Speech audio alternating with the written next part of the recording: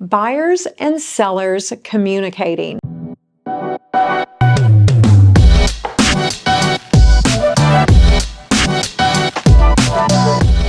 Welcome to today's episode on How to Real Estate, and today's is going to be really just a rant.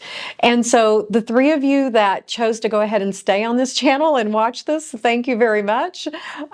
So what we're talking about today, this is something that I spend so much time trying to educate sellers and buyers on why it's not a good thing for either of you. There are so many chances of misunderstanding. First off and foremost, you've hired a realtor and you're paying that realtor. Let the realtor earn the money. Let them handle it, okay? By you communicating with the other side, it increases the chance or the risk of the deal falling apart exponentially.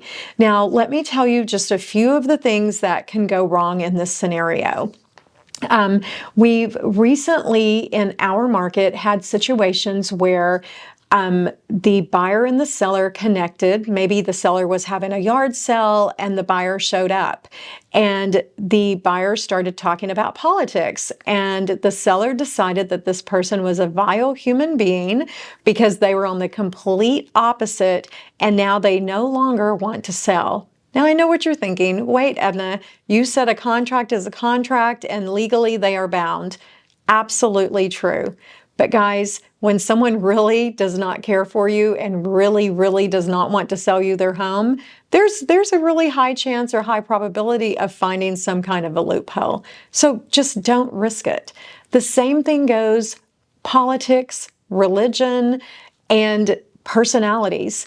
We've had situations where a homeowner came home early. The buyer was there doing the home inspection.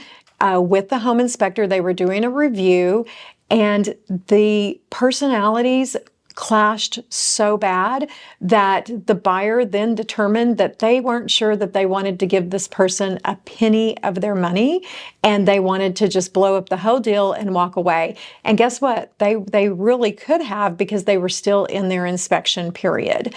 It does not make sense to poke the bear. If we can keep the parties apart, it's just the way it should flow. Again, you've both hired realtors so that you don't have to deal directly with them. So why are you talking? Why are you putting yourself in the same space or in the same room? Now, what typically happens, it's more of a bump or an accident. And what I mean by that is the seller is out working in the flower beds, the buyer is in contract, and they're driving by, because, you know, as a buyer, you start stalking the property, and the seller looks up, you wave, you make eye contact, and then you stop the car. At this point, don't even stop. Just wave and keep going. And sellers, don't go over to the car, because here's what happens. The next thing I know, you've called me and said, I think we made a mistake. And I'm like, what did you do? And let's do it from the seller perspective. The seller calls and says, I think I made a mistake. I was out working in the yard. This sweet couple kept driving by. We made eye contact. They put the window down. I went over thinking they were lost. You guys both know, y'all were up to it. Y'all were thinking that you would chat. And before you know it, as a seller, the buyer is inside your home. That's right. The next thing you know, the buyer is inside the home with no representation except for you as the seller. And you were saying things like, well, you know, Johnny used to play right there in the corner. And the buyer says, well, you know, I really absolutely love your bar stools. And then you say something like, oh, that could be part of the deal. What you actually mean is, if you pay me enough or you pay me outside, we could make that part of the transaction. But fast forward to the day of closing, the buyer walks through the home and the bar stools are not there.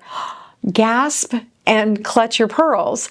Then I get the call saying the bar stools are gone. And I'm like, what bar stools? There's no bar stools in the contract. And the buyer says, that seller stood right there in their home and told me that those bar stools could be part of the deal. But that's not exactly what the seller meant. So do you understand how it gets confusing? The seller was not trying to mislead the buyer, and the buyer was not trying to scam the seller. There are just high emotions involved, and both parties are probably talking and things get misconstrued. Same thing when it comes to repair items, where the seller says, you know, that should probably be fixed at some point, and the buyer's like, yeah, it really should be. And then both parties think the other party is going to take care of it. I could literally sit here and tell you my 21 years of miscommunications, the biggest issues that we've ever had comes down to when both the buyer and the seller speak directly without having representation there. Now, I know I say never, ever, ever, ever, but there are exceptions to every rule. And in the 21 years that I've been doing this, we have had situations where it just made sense to go ahead and allow the buyer and the seller to meet and talk through some of the issues. However, I was there. I was there to basically referee, to take notes, to make clarifications, and then to follow up and put it all in writing. Because at the end of the day, it doesn't matter what both parties meant to say and what they said.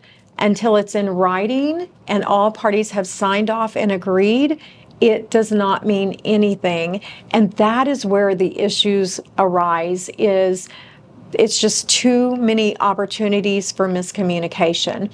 And again, I go back to rule number one. You've hired the realtor, and you're paying the realtor, so let the realtor earn their pay by actually handling these conversations with you or for you.